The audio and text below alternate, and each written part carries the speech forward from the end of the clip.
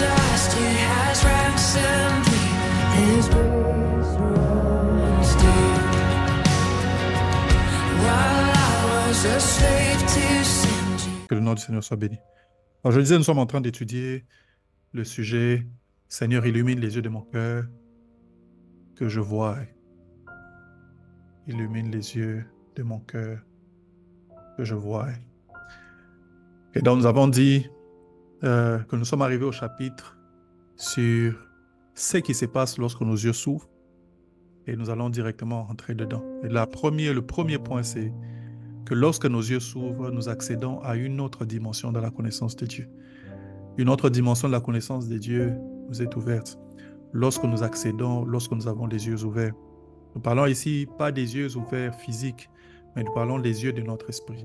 Parce que lorsque Paul est en train de prier pour les Éphésiens, il est en train de dire qu'il illumine les yeux de notre cœur.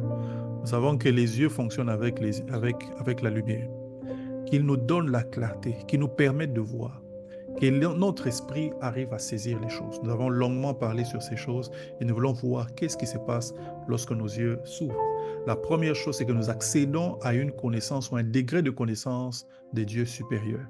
Et je disais ceci, c'est qu'il y a une différence entre quelqu'un qui sert Dieu parce qu'il a vu Dieu, parce qu'il connaît Dieu, et quelqu'un qui sert Dieu parce qu'on lui a parlé de Dieu simplement, parce que la personne sent que c'est la bonne chose à faire ou non. Il y a une différence. Il y a une différence entre quelqu'un qui sert le Seigneur parce qu'il a eu une expérience avec le Seigneur. J'ai vu Dieu. Lorsque les apôtres sont en train de parler de leur propre expérience, ils disent, nous ne pouvons pas ne pas parler de ce que nous avons nous-mêmes vu et entendu. Parce qu'on peut, n'est-ce pas, te dissuader des choses que quelqu'un d'autre t'a racontées, mais on ne peut pas te dissuader des choses que toi-même tu as vues. Si ta connaissance de Dieu arrive à ce degré où c'est une connaissance personnelle, n'est-ce pas, personne ne peut t'en dissuader. C'est ainsi que lorsque David est en train de parler à son fils, il lui dit, connais le Dieu de ton père. Il dit, Salomon, mon fils, connais le Dieu de ton père. Ne sais pas tout simplement que ton père avait un Dieu. Ne te souviens pas seulement des histoires que je t'ai racontées. Comment l'ours et le lion ont été terrassés, comment Goliath a été terrassé. Mais connais le Dieu de ton père et une relation personnelle avec ce Dieu. Salomon a suivi l'exemple. Parce que dès qu'il a pris le pouvoir, une de ses premières actions était d'aller à l'autel du Seigneur, n'est-ce pas? Offrir des sacrifices et faire une prière à Dieu. Seigneur, accorde-moi l'intelligence. Je ne te demande ni richesse ni gloire. Donne-moi l'intelligence pour gouverner ce peuple. Connais le Dieu de ton Père. Et bien, lorsque nos yeux sont ouverts, lorsque les yeux de notre esprit s'ouvrent, nous arrivons à connaître Dieu dans son caractère différemment. Nous arrivons à connaître Dieu dans ses capacités différemment. Ça change même notre façon de prier, ça change notre degré de foi dans les actions que nous sommes en train de poser. Vous allez voir quelqu'un qui abandonne tout ce qu'il a, quelqu'un qui vend tout ce qu'il a. Pourquoi? Parce que Dieu lui a parlé. Sa connaissance de Dieu est telle qu'il n'a pas de doute que le Dieu qui lui a parlé sera derrière lui lorsqu'il sera en train de prendre une telle décision. Pourquoi? Parce que ses yeux sont ouverts. Il peut voir au-delà du mur. Il peut voir au-delà de la porte. Il peut voir au-delà, n'est-ce pas, de l'apparence. Ses yeux sont ouverts. Il sait que le Dieu qui est en train de parler est aussi un Dieu fidèle. Nous connaissons le caractère de Dieu. Nous connaissons ses intentions. Et nous avons à connaître aussi sa pensée. Nous avons parlé, n'est-ce pas, de cette expérience qu'Ésaïe a eue, Ésaïe chapitre 6, où il était en train de voir, n'est-ce pas, la gloire du Seigneur. Ayant vu la gloire de Dieu, la Bible dit, n'est-ce pas, il a dit, malheur à moi, parce que j'ai des lèvres impures et j'habite dans un milieu d'un peuple qui a des lèvres impures. N'est-ce pas? Sa révélation de Dieu ou la vision qu'il a eue de Dieu a changé sa façon de se voir lui-même. Pourquoi? Parce qu'il a eu une vision ou une révélation de Dieu qui est encore plus claire. Il a eu une révélation de la sainteté de Dieu qu'il ne pouvait pas avoir auparavant. Quand tes yeux s'ouvrent, tu peux voir le caractère de Dieu. Tu peux voir, n'est-ce pas, la sainteté de Dieu. Tu peux voir la puissance de Dieu. Tu peux voir la gloire de Dieu. Tu peux voir que le Dieu que tu sers est au-delà, n'est-ce pas, de tout ce qu'on t'a raconté. Tu peux le voir. Tu peux le sentir. Quand Paul est en train de parler, n'est-ce pas, de lui-même à Timothée, quand il dit, n'est-ce pas, je sais en qui j'ai cru. Il dit, car je sais en qui. Il dit, cela tournera à mon avantage, car je sais en qui j'ai cru. Et qu'il est capable de garder mon dépôt. Je sais. Il parle d'une connaissance intime qu'il a avec Dieu. Vous savez, dans la Bible, le mot connaissance ne veut pas dire tout simplement avoir des informations. Le mot connaissance de la Bible parle, n'est-ce pas, d'une intimité. Ça parle d'une expérience intime. Ça fait même référence à l'union d'un homme et d'une femme, qui est le degré d'intimité que l'on puisse avoir ici sur la terre. Et quand on parle de Adam et de Ève, on dit Adam connut Ève. Et bien lorsqu'on est en train de parler de la connaissance de Dieu, on parle, n'est-ce pas, du degré le plus élevé d'intimité que l'on peut avoir avec le Seigneur, où Dieu est en nous, nous sommes en lui et nous comprenons sa pensée.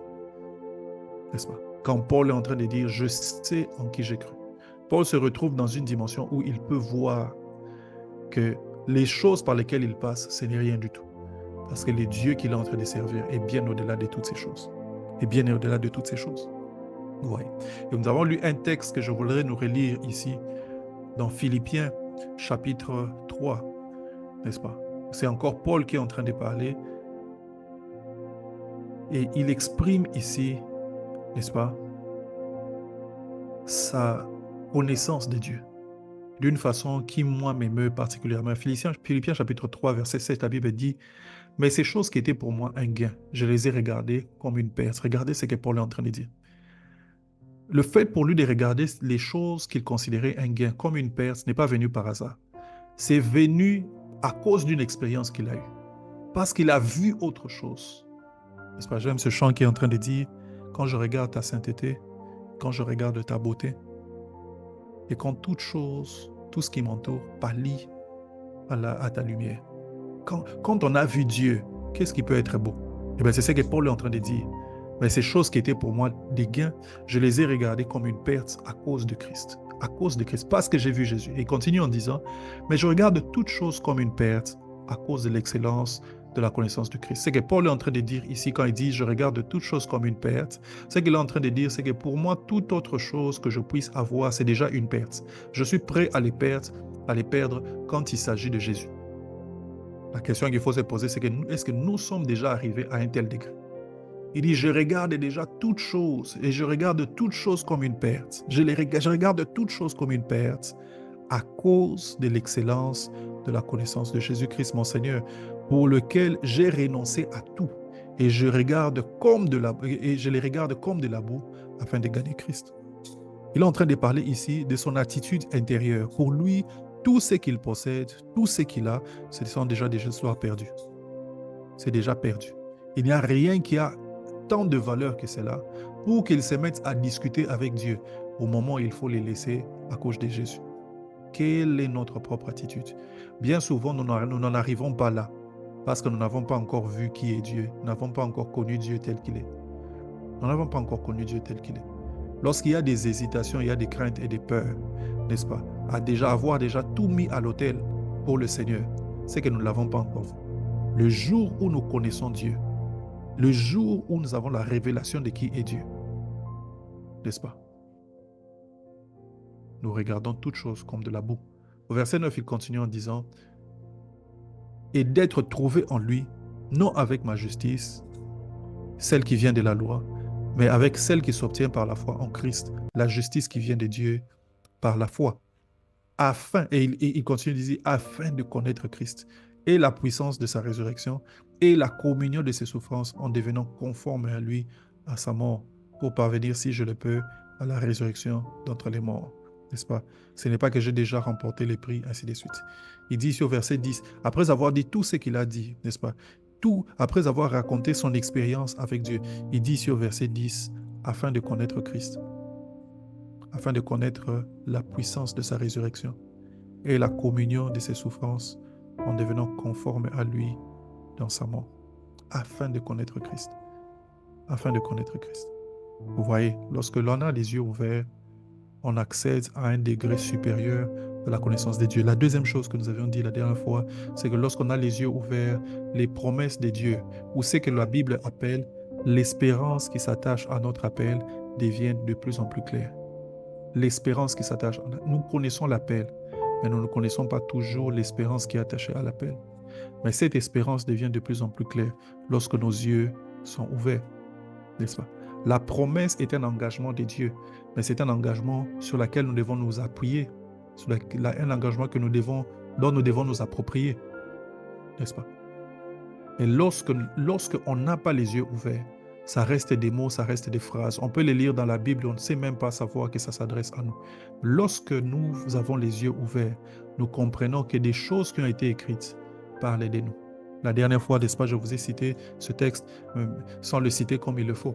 Lorsqu'on est en train de parler, n'est-ce pas, dans Hébreu, n'est-ce pas? Quand on parle de l'introduction de Christ dans le monde, il dit, tu m'as donné, tu n'as voulu ni sacrifice ni offrande, mais tu m'as formé un corps. La Bible dit, et dans le livre de la loi, il s'agissait de moi, ou tu parlais de moi.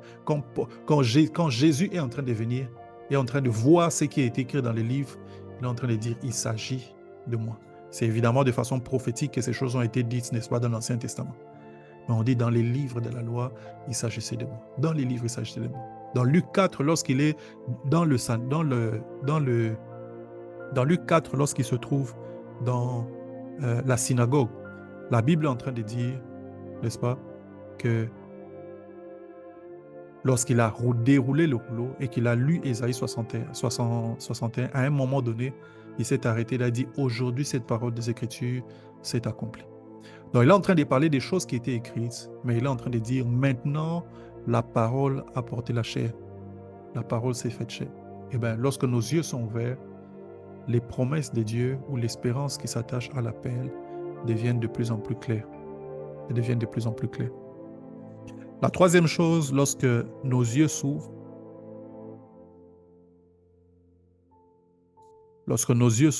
on sait qui nous sommes pour Dieu.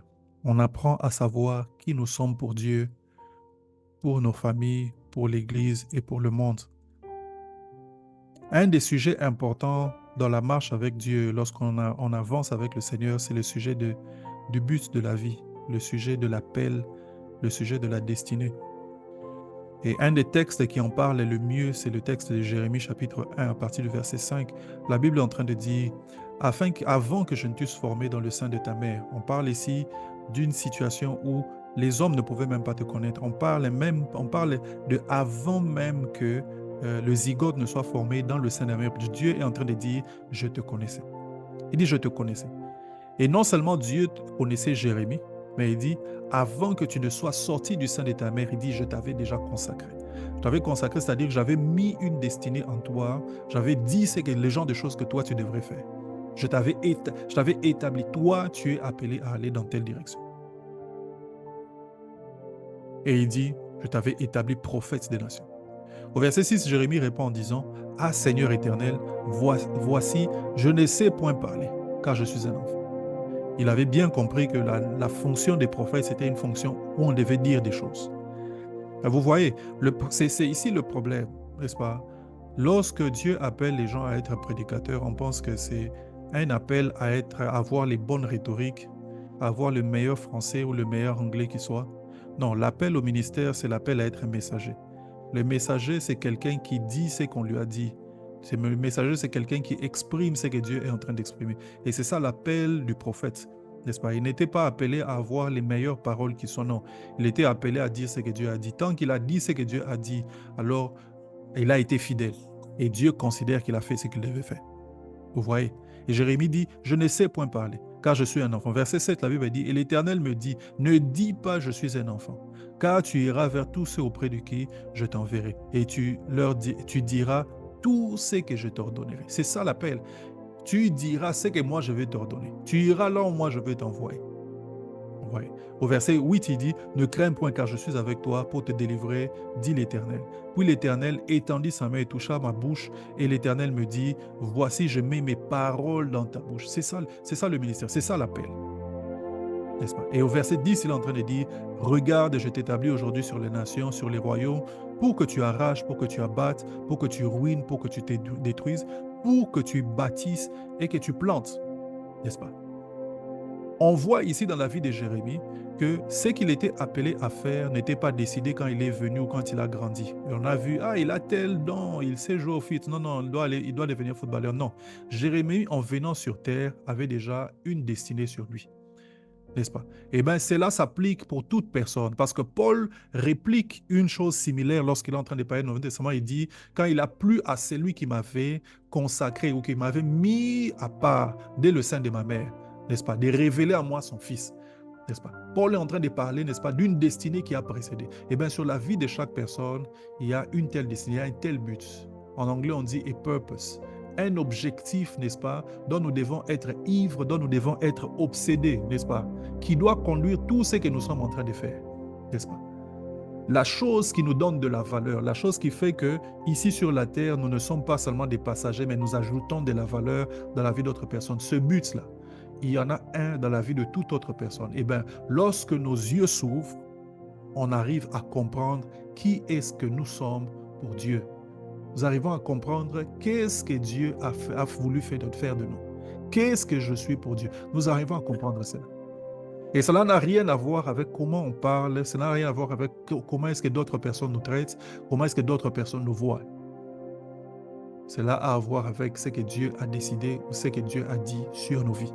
Voilà pourquoi ceux qui étaient nécessairement premiers de la classe avaient les meilleurs points, ce n'est pas nécessairement eux, n'est-ce pas, que Dieu choisit pour être ceux qu'il envoie. Non, Dieu ne choisit pas de cette façon. Des fois, Dieu choisit des gens, n'est-ce pas, indépendamment de tout ce à quoi on peut penser, pour faire de leur instrument. Pensez à Paul, n'est-ce pas?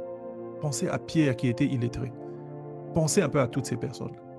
Pourquoi est-ce qu'on n'est pas allé chercher Gamaliel qui était déjà vivant à l'époque de Christ? Gamaliel qui était éduqué, un homme qui connaissait la loi. Non, Dieu est allé chercher d'autres personnes. Pourquoi? Parce que ça ne dépend pas de toutes ces choses qui sont matérielles, qui sont physiques. Dieu a un objectif pour nous. Et Dieu veut que nous puissions découvrir cet objectif. Et bien, la découverte de cet objectif vient lorsque nos yeux s'ouvrent. Nous arrivons à comprendre qui suis-je pour Dieu? Jusqu'où est-ce que Dieu compte sur nous? Vous voyez? Qui est-ce que je suis pour ma famille? Il y a des gens, n'est-ce pas, qui sont des portes d'entrée de la grâce de Dieu dans leur famille. Il y a des gens qui sont comme des personnes qui sont à la brèche pour toute une famille. Il y a des gens qui sont des bénédictions, que ce soit matérielles, que ce soit spirituelles, pour toute une famille. Qui est-ce que je suis pour ma famille? Il y a des gens, n'est-ce pas, dans le monde spirituel qui doivent parler, déclarer pour le bien de la famille. Qui est-ce que je suis pour ma famille? Quand tes yeux s'ouvriront, tu comprendras que tu n'es pas seulement un enfant dans la famille. Tu comprendras que tu n'es pas seulement un oncle, une tante ou un papa. Tu comprendras qui est-ce que tu es véritablement pour ta famille. Tu comprendras qui est-ce que tu es pour l'Église. Parce que c'est aussi important de comprendre ta place dans l'Église dans laquelle tu te trouves. Qu'est-ce que Dieu attend de toi dans le contexte, n'est-ce pas, de ce milieu qui s'appelle l'Église? Comment est-ce que tu es censé te comporter? Qu'est-ce que tu es censé faire? Les choses qui ne se passent pas parce que toi, tu n'es pas en train de faire ce que tu es censé faire. Tu comprendras quelle est ta place pour les mondes. Il y a un homme de Dieu qui est mort il n'y a pas très longtemps, Reinhard Bonnke. Plusieurs d'entre nous avons connu. On dit qu'il y a eu au moins 80 millions de personnes, si je ne me trompe pas. Le chiffre peut être inexact, mais ce sont des millions et des millions de personnes qui ont rencontré Jésus par le seul ministère de cet homme. 80 millions. Et nous n'avons peut-être même pas encore évangélisé une personne. Par-delà le monde. Le monsieur est allé de Cape Town, a commencé à remonter tous les pays d'Afrique. Des millions de personnes qui ont été sauvées. Quand tes yeux s'ouvrent, tu arrives à comprendre qui est-ce que tu es pour le monde. Qui est-ce que tu es pour le monde? Tu te vois petit et il y a des prix que tu ne payes pas encore parce que tu ne sais pas qui est-ce que tu es pour le monde. Le jour où Dieu te montre à quel point tu es un élément pivot pour ce qui se passe dans le monde, alors ton attitude changera. Et j'aimerais que tu fasses avec moi cette prière pendant que nous sommes en train de continuer l'étude. Seigneur, illumine les yeux de mon cœur. Que je vois. Illumine les yeux de mon cœur pour que je voie et que je connaisse quelle est ma valeur devant Dieu, ma valeur pour ma famille, ma valeur pour l'Église, ma valeur pour le monde. La quatrième chose qui se passe lorsque nos yeux s'illuminent, c'est que la parole de Dieu prend son sens pour notre vie personnelle. La parole de Dieu commence à prendre sens dans notre vie personnelle. Je m'explique.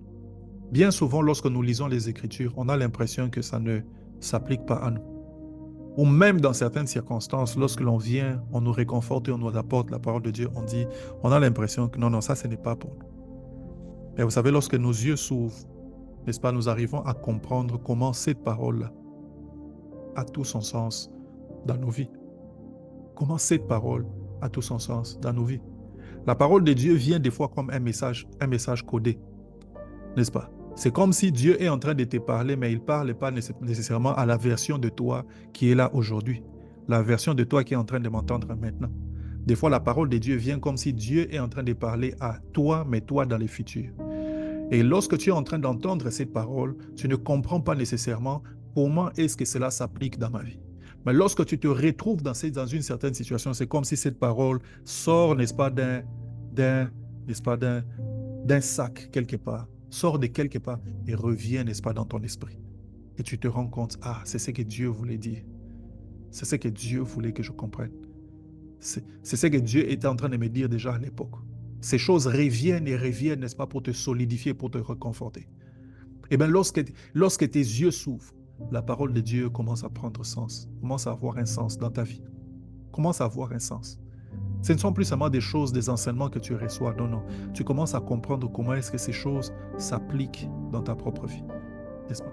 Ce ne sont pas seulement des choses que tu entends, n'est-ce pas? Des choses qui sont mystérieuses, des choses qui te font du bien. Vous savez, il y a des prédicateurs qui sont formidables. Il y a des prédicateurs, lorsqu'ils prêchent, n'est-ce pas? Même si tu ne comprends pas, mais tu sens que ça te fait du bien, n'est-ce pas? Sa façon de prêcher, tu sens seulement que ça te fait du bien. Ah, il prêche bien, n'est-ce pas? Il vous raconte, n'est-ce pas, des choses. Il vous explique des choses. Tu comprends. Sur le tas, tu comprends ce qu'il est en train de dire et tu te sens bien. Non, non, il prêche bien. Il y a des gens qui sont formidables. Les exemples qu'il donne, ça vous touche, ça vous emballe, ça vous donne, n'est-ce pas, envie, ça vous donne de la joie, n'est-ce pas, ça vous fait rire, ainsi de suite. Et vous vous sentez bien. Il y a des bons prédicateurs, n'est-ce pas? Mais on peut te dire des choses avec de la meilleure manière qui soit, de la meilleure manière qui soit, sans que tu ne comprennes comment est-ce que ce qu'on t'a dit s'applique à ta vie directement. Mais lorsque tes yeux s'ouvrent, tu arrives à comprendre ce qui est dit, mais tu arrives aussi à comprendre comment ce qui a été dit s'applique dans ma vie de tous les jours, dans ma vie de tous les jours. J'aime ce texte de Luc chapitre 24, verset 45, où Jésus est en train de marcher avec les disciples d'Emmaüs. La Bible est en train de dire qu'ils étaient en train de marcher, en train de se lamenter, n'est-ce pas? Ne comprenant pas ce qui s'était passé, parce que Jésus, qui était leur espoir, était mort, n'est-ce pas? Alors ils ne comprenaient pas. Et là, il dit que Jésus leur a apparu. Et marchant avec eux, il a commencé à leur expliquer, depuis, n'est-ce pas, les prophètes, n'est-ce pas? Il a commencé à leur expliquer que le Messie devait mourir. Et la Bible dit et utilise un langage qui m'étonne, n'est-ce pas? Dans Luc chapitre 24, verset 45. Regardez ce que la Bible est en train de dire. Je commence au verset 41. Comme dans leur joie, ils ne croyaient point encore qu'ils étaient ils ne croyaient pas encore qu'ils étaient dans l'étonnement. Il leur dit, avez-vous ici quelque chose à manger? Ils leur présentèrent du poisson rôti et un rayon de miel. Il l'en prit et il mangea devant eux. Puis il leur dit, c'est là que je vous disais lorsque j'étais encore avec vous, qu'il fallait qu'il s'accomplisse tout ce qui est écrit de moi dans la loi de Moïse, dans les prophètes et dans les psaumes. Verset 45, la Bible dit, alors il leur ouvrit l'esprit afin qu'ils comprissent les Écritures. Donc Jésus a passé autant de temps en train de leur expliquer des choses, mais ils ne pouvaient pas comprendre qu'est-ce que Jésus était en train de leur dire. À un moment donné, il y a eu une expérience spirituelle. Et c'est au terme de cette expérience, la Bible dit que Jésus leur ouvrit l'esprit pour qu'ils comprennent, n'est-ce pas, les Écritures. Tu peux entendre beaucoup de messages, mais avec un esprit fermé. Tu comprends avec ta tête, mais tu ne comprends pas encore comment est-ce que ce message vient, n'est-ce pas, résoudre quelque chose dans ma vie. Il avait dit, il leur ouvrit l'esprit. Il est encore possible aujourd'hui que Jésus ouvre l'esprit de quelqu'un. Et ma prière, c'est que Jésus ouvre ton esprit afin que tu comprennes. Est-ce qu'on peut dire Amen? Qu'est-ce qui se passe lorsque nos yeux s'ouvrent? Cinquièmement, lorsque nos yeux s'ouvrent, on comprend une situation de souffrance et on l'interprète différemment. On arrive à comprendre une situation difficile par laquelle on traverse et on arrive à interpréter cette situation différemment. Lorsque Joseph se retrouve avec ses frères, n'est-ce pas, après avoir passé des années et des années dans la souffrance, la dernière fois que Judas a vu son frère, il était en train de le vendre, n'est-ce pas, auprès des marchands, n'est-ce pas, qui allaient vers l'Égypte. Joseph est passé par le désert, n'est-ce pas, probablement nu ou très peu vêtu, n'est-ce pas, il a marché, n'est-ce pas, derrière un chameau, on l'a certainement pas mis sur une monture, et il est arrivé en Égypte, on l'a vendu comme un bien, n'est-ce pas, alors que lui, il était aimé dans la maison de son père.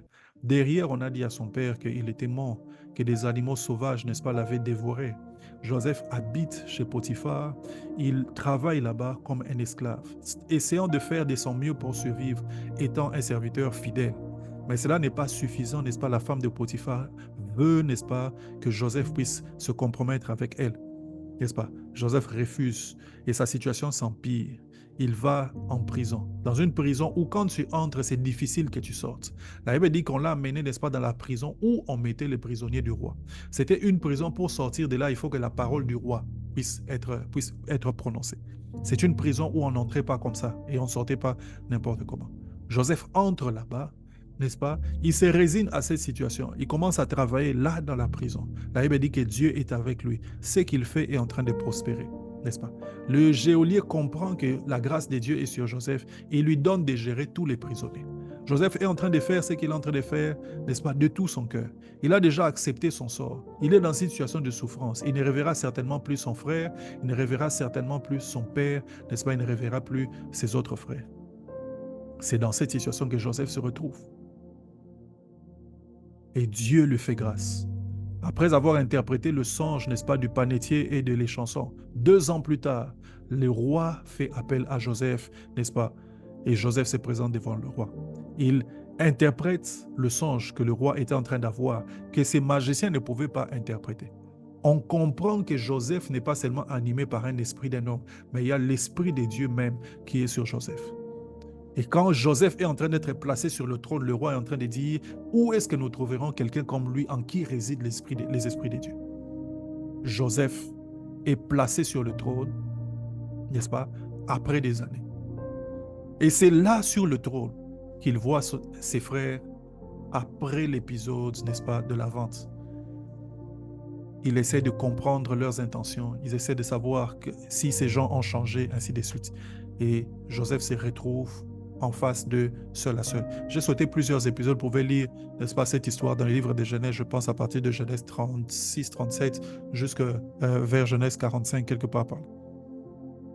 Et ce qui se passe à ce moment-là, c'est ce qui est plus étonnant, c'est l'attitude de Joseph. Lorsque Joseph se révèle à ses frères pensent que Joseph les en veut. Surtout qu'il est en position de force, il est capable, n'est-ce pas, de faire n'importe quoi à leur vie. Et Joseph leur dit une phrase, qui est une phrase que nous devrions retenir, n'est-ce pas? Genèse chapitre 50, verset 20. Donc, l'histoire de Joseph va de Genèse 36, 37 jusqu'au Genèse 50. Genèse chapitre 50, verset 20, il est dit, n'est-ce pas, n'ayez crainte, vous avez médité de me faire du mal, mais Dieu l'a changé en bien. N'ayez crainte, vous avez médité de me faire du mal, mais Dieu a changé cela. Je veux lire, vous avez médité, n'est-ce pas? Verset 19, la Bible dit, Joseph leur répondit, leur dit, soyez sans crainte, car je suis là, et je suis à la place de Dieu. Car suis-je à la place de Dieu? Verset 20, vous avez médité de me faire du mal. Dieu l'a changé en bien pour accomplir ce qui arrive aujourd'hui, pour sauver la vie à un peuple nombreux. Soyez donc sans crainte. Lorsque les yeux s'ouvrent, on arrive à avoir une lecture différente, n'est-ce pas, des situations par lesquelles on passe. Les situations peuvent être difficiles, les situations peuvent être compliquées, et sur le coup, ce sont des histoires que l'on ne comprend pas. Mais lorsque nos yeux s'ouvrent, on arrive à comprendre qu'est-ce que Dieu avait comme intention lorsqu'il était en train de faire ce qu'il a fait. Gloire à Jésus. Gloire à Dieu. Sixièmement, lorsque nos yeux s'ouvrent, on a la paix en toutes circonstances. Lorsque Dieu ouvre nos yeux, on obtient la paix en toutes circonstances. on attient la paix en toutes circonstances. Il y a beaucoup de choses qui se passent dans la vie. Il y a beaucoup de choses qui nous arrivent. Il y a beaucoup de choses qui se passent autour de nous. N'est-ce pas? Certaines choses viennent et sont de nature à troubler la paix que l'on a. Certaines choses, lorsqu'elles se passent dans nos vies, n'est-ce pas, elles viennent enlever, n'est-ce pas, notre foi dans l'avenir. On a l'impression que les choses n'avanceront pas, les choses resteront jusqu'à un certain niveau. N'est-ce pas? Certaines choses, lorsqu'elles viennent, elles viennent comme pour nous dire à nos oreilles, n'est-ce pas, que tu n'iras pas plus loin que ça. Tu ne feras pas plus que ça. Elles viennent pour enlever ta paix. Il y a des choses, quand elles arrivent dans nos vies, elles viennent pour nous troubler et nous amener, n'est-ce pas, à perdre confiance en nous-mêmes et à perdre confiance en Dieu. Mais lorsque nos yeux sont ouverts, n'est-ce pas, on a la paix en toutes circonstances. On a la paix en toutes circonstances. Lorsque Jésus se retrouve, n'est-ce pas, sur le lac, en train de traverser avec les disciples, la Bible dit qu'il y a eu une tempête qui a soufflé. La Bible dit que Jésus dormait, n'est-ce pas? Jésus dormait dans la barque. Comment est-ce que tu peux dormir au moment où il y a une tempête, pendant que tu es dans une barque qui est en train de se remplir? Comment est-ce que tu dormais? Mais la Bible dit Jésus dormait dans la barque. Il dormait dans la barque. Le genre de paix qui amène, n'est-ce pas, ce genre de quiétude, c'est une paix qui surpasse toute intelligence. C'est une paix qui surpasse toute intelligence. Vous lirez l'histoire, n'est-ce pas, de Christ dans la barque, dans Matthieu chapitre 8, n'est-ce pas, à partir du verset 23 et au verset 24. Jésus est en train d'expérimenter une paix qui surpasse toute intelligence. Dans 2 Rois chapitre 6, il y a une histoire similaire. Et cette fois, c'est l'histoire, n'est-ce pas? C'est l'histoire de Élisée et son fils spirituel Géasi. La ville de Dothan est attaquée. Et Élisée semble dire des choses que Géasi ne peut pas saisir, ne peut pas comprendre. Ceux qui sont avec nous sont plus nombreux. Ne t'inquiète pas. Ceux qui sont avec nous. Géasi ne pouvait pas comprendre cela. C'était un moment où il fallait paniquer. C'était un moment où il fallait prendre la poudre d'escampette. Mais Élisée a une paix intérieure, un calme en lui. On dirait un calme olympien, n'est-ce pas? Un calme. Il approche la situation comme si ce n'était rien du tout. Alors que c'est toute une armée qui est en train de venir. Une armée qui a le potentiel, la capacité de faire souffrir tout Israël. Mais lui, un seul homme, est en train de s'approcher de cette armée. Il dit, ceux qui sont avec nous sont plus nombreux. Eh bien, lorsque tes yeux s'ouvrent, tu comprends que ceux qui sont avec nous sont plus nombreux. Dans certaines situations où d'autres personnes paniquent, toi tu ne paniques pas. Pourquoi? Parce que ceux qui sont avec nous sont plus grands. Ceux qui sont avec nous sont plus nombreux. Ceux qui sont avec nous sont plus forts. N'est-ce pas? Sont plus forts. Dans la Bible, dans Philippiens chapitre 4, verset 7, la Bible est en train de dire ceci. Je commencerai à partir du verset 6. Ne vous inquiétez de rien. Et j'aime comment est-ce que la Bible est en train de commencer. Il dit, ne vous inquiétez de rien, mais faites connaître. Ne vous inquiétez de rien, mais faites connaître. Mais en toute chose, faites connaître vos besoins à Dieu par des prières, par des supplications. La recommandation de Dieu dans des temps difficiles ou dans des temps compliqués, c'est ne t'inquiète pas. Ne t'inquiète pas. Les choses peuvent être compliquées, mais ne t'inquiète pas. Il dit, mais là où les gens s'inquiètent, en toute chose, toi fais connaître tes besoins par des prières et par des supplications avec des actions de grâce. Pourquoi avec des actions de grâce? Parce qu'il faut que tu croies que Dieu va le faire. Il faut que tu croies que Dieu a l'intention de le faire. Dieu ne te laissera pas dans cette situation. C'est pour ça que la Bible est en train de dire, ne t'inquiète pas. Fais connaître tes besoins par des prières et des supplications avec des actions de grâce. Et j'aime la suite, la Bible dit, et la paix de Dieu qui surpasse toute intelligence. La paix de Dieu qui surpasse toute intelligence gardera vos cœurs et vos pensées en Christ. La paix paix de Dieu qui surpasse toute intelligence. La paix de Dieu. Il y a une paix qui est capable, n'est-ce pas, de nous garder dans n'importe quelle circonstance. Et ma prière, c'est que ce genre de paix nous soit accessible au nom de Jésus. Ma prière, c'est que lorsque on est en train de marcher, on est en train de courir, n'est-ce pas, dans cette course de la vie, que l'on ait accès à ce genre de paix. Que l'on ait accès à ce genre de paix. Une paix qui surpasse toute intelligence. Une paix qui surpasse les choses que l'on peut comprendre, les choses que l'on peut saisir. Elle dit, et la paix qui surpasse toute intelligence gardera vos cœurs. Lorsque nos yeux s'ouvrent, on a accès à cette paix. Une paix qui surpasse toute intelligence. Regardez ce que Jésus dit dans Jean chapitre 14, le verset 27. Jean chapitre 14, le verset 27, n'est-ce pas? C'est Jésus qui est en train de parler. Il dit ceci.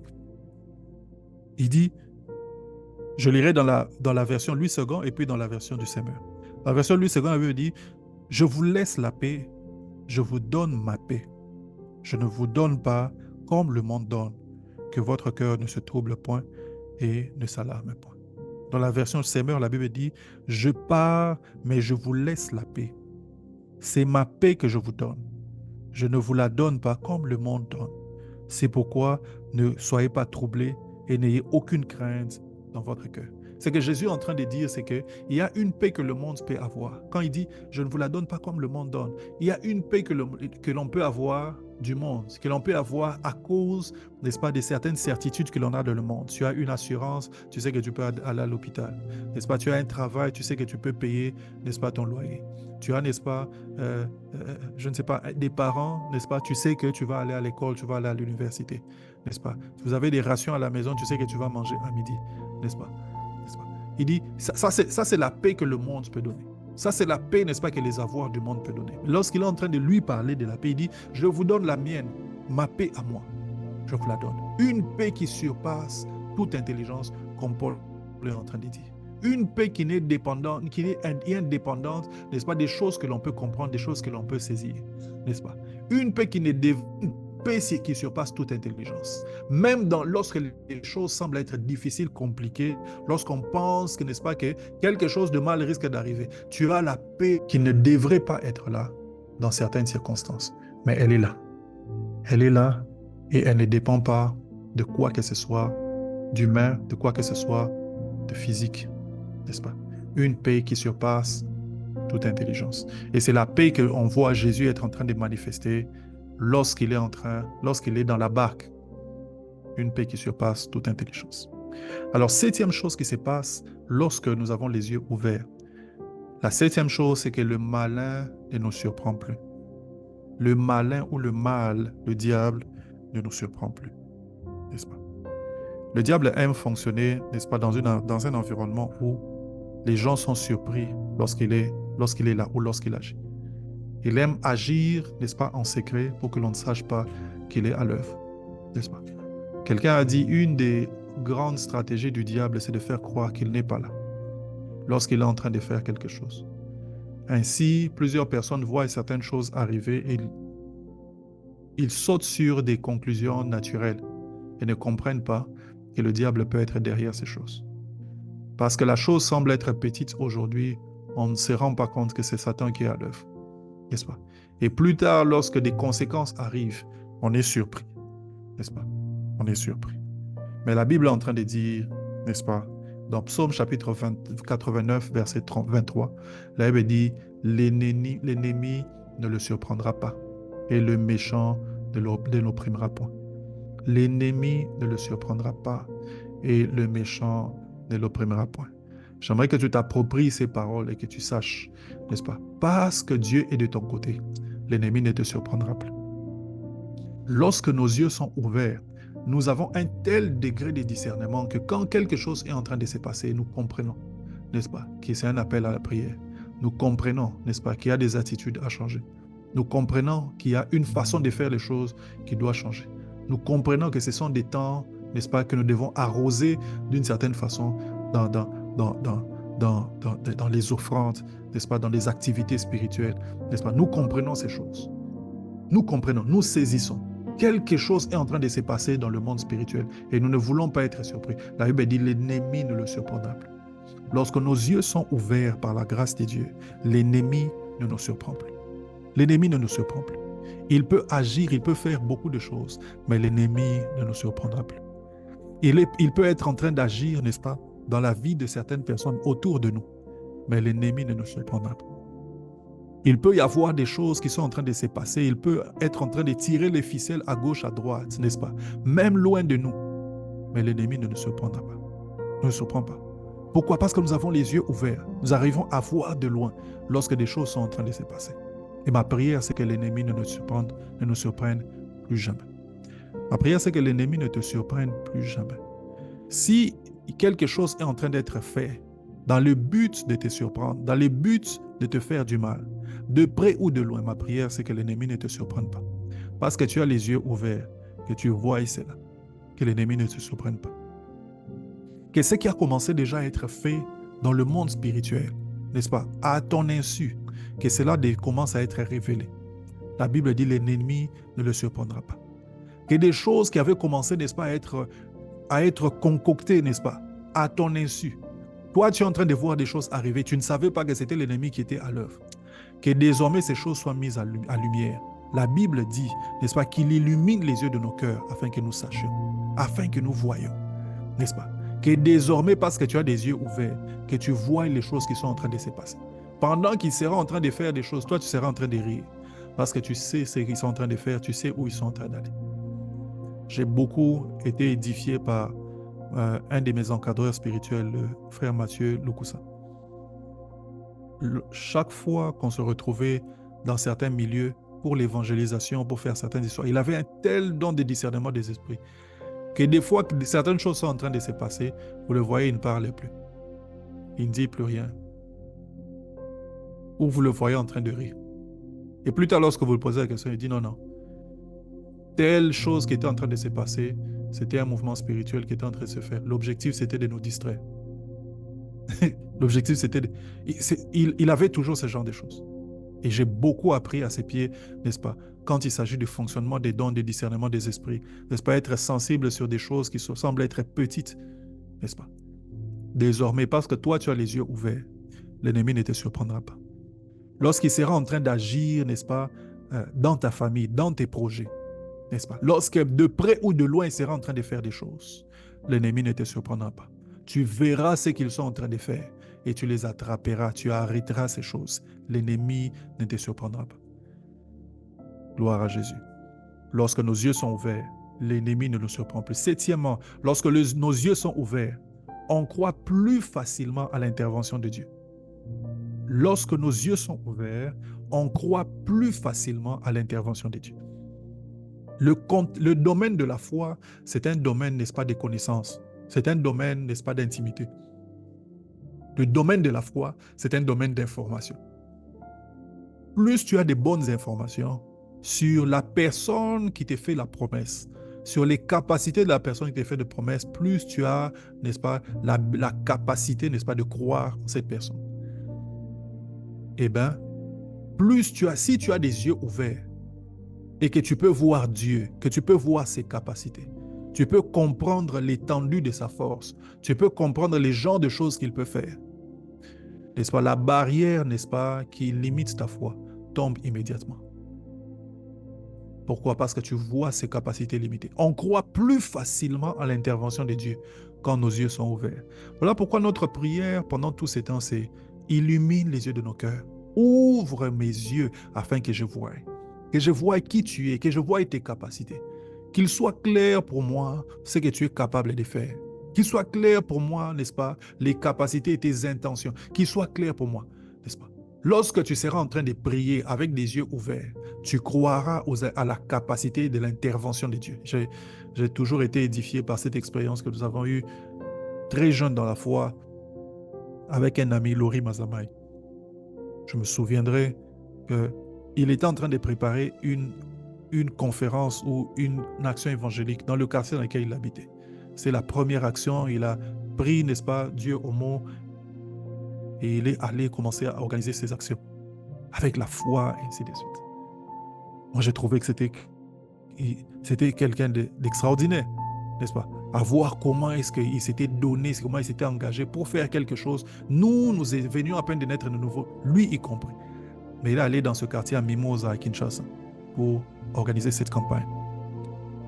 Quand la date de la campagne, alors que la date de la campagne ou de la date de l'action arrivait, il n'y avait pas d'argent en caisse. On était en train de chercher à gauche, à droite. On était en train de chercher. Et finalement, ils sont entrés en prière. Et c'est lui qui me raconte, il me dit, ils sont entrés en prière. Dieu leur a dit qu'il allait pourvoir. Quelques semaines ou quelques jours plus tard, quelques jours avant la campagne, une maman du quartier vient leur donner des chaises. Une autre personne vient donner de l'argent pour faire ceci. Une personne donne ceci pour faire ceci. Et il y a eu cette campagne.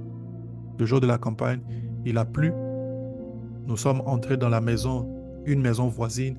Ceux qui étaient venus assister à cette campagne, n'est-ce pas, il y a eu des gens qui ont donné leur vie au Seigneur, ainsi de suite. Mais on voit ici quelqu'un qui était confiant, n'est-ce pas, aux capacités de Dieu, à répondre à sa prière. Seigneur, nous avons besoin d'argent. Nous avons besoin de voir quelque chose. Nous voulons voir les âmes être sauvées. Qui s'était donné corps et âme, il ne voulait pas reporter cette action-là parce que Dieu avait dit qu'il allait voir.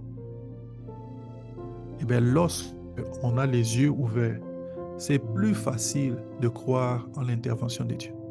Voilà pourquoi nous disons, Seigneur, illumine les yeux de mon cœur. Pourquoi nous ne prions pas comme des religieux? Pourquoi nous ne prions pas comme des personnes qui viennent juste pour parler, pour dire des choses? Non.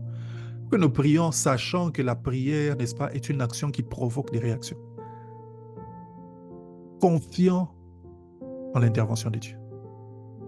Confiant en l'intervention de Dieu. Psaume 138, verset 8 dit, l'Éternel agira en ma faveur. L'Éternel agira en ma faveur. Dans la version Martin, la Bible dit, l'Éternel achèvera ce qui me concerne. Il y a ici une confiance profonde du psalmiste qui est en train de parler ainsi. L'Éternel agira en ma faveur. L'Éternel agira. Ce n'est pas un slogan. L'Éternel va agir en ma faveur. Souvenez-vous, n'est-ce pas, de Job, n'est-ce pas? Mon Rédempteur s'élèvera. Mon Rédempteur s'élèvera. Même le dernier, il va s'élever. Il s'élèvera. Quand mes yeux seront comme il décrit, n'est-ce pas, une situation de décomposition de son propre corps. Il dit, même dans cet état, je verrai Dieu. Parce que mon Rédempteur est vivant. Et il s'élèvera. Quand nos yeux sont ouverts, on croit plus facilement en l'intervention de Dieu. Parce qu'on voit sa force et on voit ses capacités. On va s'arrêter là pour ce soir. La semaine prochaine, nous allons finir ce point, n'est-ce pas? Et nous allons entrer la semaine qui va suivre sur le point suivant, ou le chapitre suivant. Qu'est-ce que Dieu utilise pour ouvrir nos yeux? Comment est-ce que Dieu ouvre les yeux de son peuple? Dieu ouvre les yeux. Les yeux ouverts, ce n'est pas l'action d'un homme. Les yeux ouverts, c'est l'action de Dieu. Comment est-ce que Dieu ouvre les yeux de son peuple? Nous allons voir ça la semaine prochaine. Amen. Gloire à Dieu. On a fini pour ce soir. On va...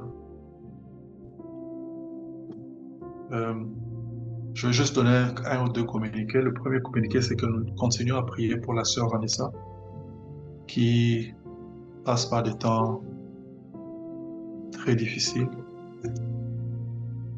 Nous pensons que par la prière, nous pouvons l'assister, nous pouvons être là pour elle.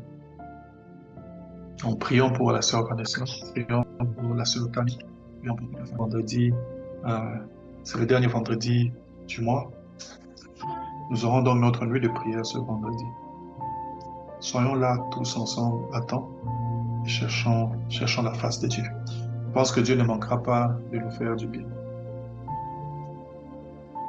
Pour le reste, continuons à prier pour le préparateur des brèches aussi. Priez aussi pour moi. Que Dieu nous aide à porter ce fardeau et à l'amener là où Dieu a décidé qu'il aille. Que le nom du Seigneur soit béni. On va clôturer ce moment de prière. Seigneur Jésus, merci. Merci parce que tu es Dieu. Merci parce que tu te manifestes comme Dieu au milieu de nous. Merci parce qu'au travers de ces moments d'études bibliques, tu révèles, Seigneur notre Dieu, ta puissance, tu révèles tes capacités.